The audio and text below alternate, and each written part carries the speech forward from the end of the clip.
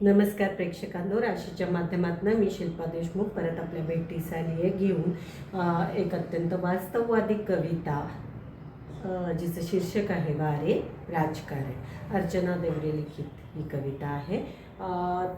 ही कविता अजितदादांच्या मृत्यूनंतर अवघ्या 3 दिवसात जेव्हा सुनेत्रा पवार यांना शपथविधी घ्यावा लागला उपमुख्यमंत्री पदाचा, तर त्याच्यावर आधारित ही वास्तववादी कविता आहे।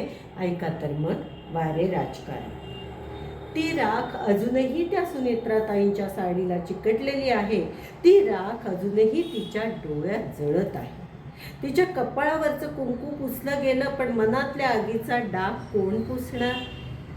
कालपर्यंत ज्याच्या खांद्यावर डोकं ठेवून त्या आयुष्य जगायच्या, आज त्याच खांद्याची राख तिच्या पत्रात पडलेली आहे।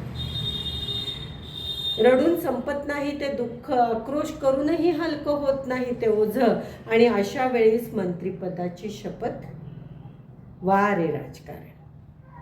चितेची ऊब अजून अंगावर आहे, हातातली राख अजून थंड झाली नाही, मनातला शोक अजून जिवंत आहे, आणि दुसरीकडे टाळ्यांचा कडकडाट, फुलांचे हार, कॅमेऱ्यांचे फ्लॅश या 2 टोकांमध्ये त्या सुनेत्राताई एकट्या उभ्या आहेत।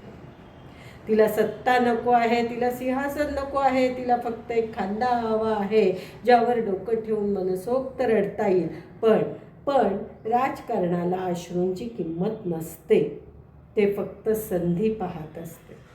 वारे राजकारण। इथे माणसाची राख अजून विझत नाही आणि सत्तेची भूक मात्र पेटलेलीच आहे। इथे नवऱ्याची आठवण आयुष्यभर जळत राहील आणि तिकडे पदाची शपथ घेतली जाते। वारे राजकारण। नमस्ते राशी।